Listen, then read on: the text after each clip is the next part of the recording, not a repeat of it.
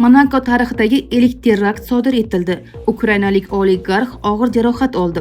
Kecha 29-iyun kuni Monakodagi turar joy binosida yuz bergan portlash oqibatida 3 kishi jarohatlandi. Davlat vaziri Kristof Merman sodir bo'lgan voqeani knyazlik tarixidagi birinchi terrorchilik harakati deb atadi. Bu haqda BFM TV xabar berdi.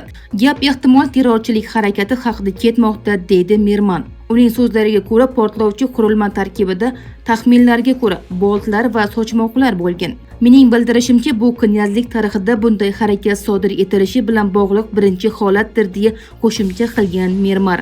Tergov ma'lumotlariga ko'ra, portlash oqibatida asli ukrainalik bo'lgan 3 kishi jarohat olgan. Ular 50 va 60 yosh atrofidagi erkak va ayol, shuningdek 13 yoshli o'smirdir. Ularning uchalasi ham bir oila a'zolari ekanligi haqida ma'lumotlar bor. Portlashning 3 qurbonidan biri 1968-yilda tug'ilgan yirik ukrainalik oligarx Vadim Yermolayevdir, deydi surishtiruv ishlariga yaqin bo'lgan manba.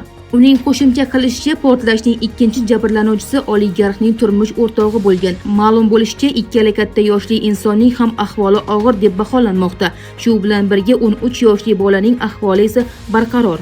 Ukraina nashrlarining yozishicha, Vadim Yermolayev eng boy 100 nafar ukrainalik ro'yxatida 23-o'rinni egallaydi.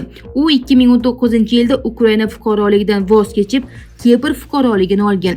Keyinchalik 2023-yilda Ukraina prezidenti Vladimir Zelenskiy Yermolayevga nisbatan shaxsiy sanksiyalarni joriy etgan. Trampga 321 brilliant o'rnatilgan noyob uzuk sovg'a qilindi.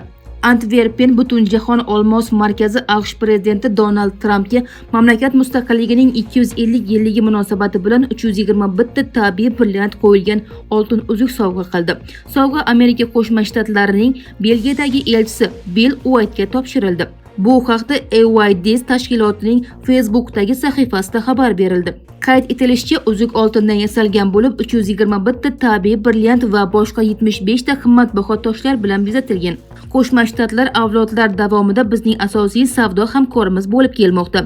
Antverpenda sotiladigan tabiiy olmoslarning katta qismi yakunda amerikalik xaridorlarga yetib boradi. Biz ushbu uzukning yaqin iqtisodiy aloqalarimiz ramzi bo'lishini istaymiz, deyilgan xabarda.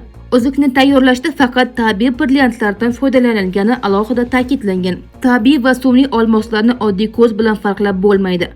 Biroq ularning kelib chiqishi o'ziga xosligi, qiymati va maqomi sifat jihatidan tubdan farq qiladi, deya qayd etgan markaz. Ma'lumot uchun, Antverpen 500 yildan ortiq vaqt davomida butun jahon brilliant poytaxti maqomini saqlab kelmoqda. Shahar birjalari orqali dunyodagi jami xom olmosning 80% gacha bo'lgan Antverpenning olmos kvadrati hududiga butun dunyoda 1700 ta brilliant kompaniyalarining ofislari va vakolatxonalari joylashgan. 1863-yilda shaharda dunyodagi birinchi rasmiy olmos birjasi ochilgan. Ushbu hududda Antverpen Butunjahon olmos markazi va 4 ta savdo birjasi joylashgan. Putinning super yaxtasi Daniya qirg'oqlari yaqinida ko'rindi. Rossiya prezidenti Vladimir Putin bilan bog'lanadigan Graceful super yaxtasi 2022-yildan beri ilk bor radarlarda paydo bo'ldi. U Daniya qirg'oqlari yaqinida harbiy kema kuzatuvida harakatlanayotganda payqab qolingan. Bu haqda Daniyaning DR teleradio kompaniyasi xabar berdi. Graceful yaxtasining Daniya qirg'oqlarida va monitoring serverlarida paydo bo'lishi kutilmagan hol bo'ldi. Rossiyaning Ukrainaga keng ko'lamli bosqini boshlanganidan keyin yaxtaning AES avtomatik identifikatsiya tizimi o'tkazgichi o'chirib qo'yilgan edi.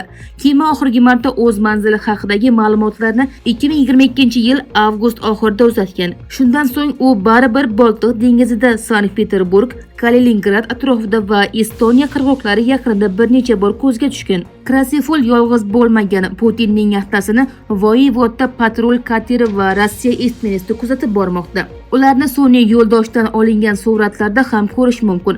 Ma'lumot uchun, Graceful super yaxtasi 2014-yilda Rossiyaning eng yirik kemasozlik zavodi Sevmashda qurilgan. Bu OAV ma'lumotlariga ko'ra, Vladimir Putin foydalanadigan yaxtalardan faqat bittasi hisoblanadi.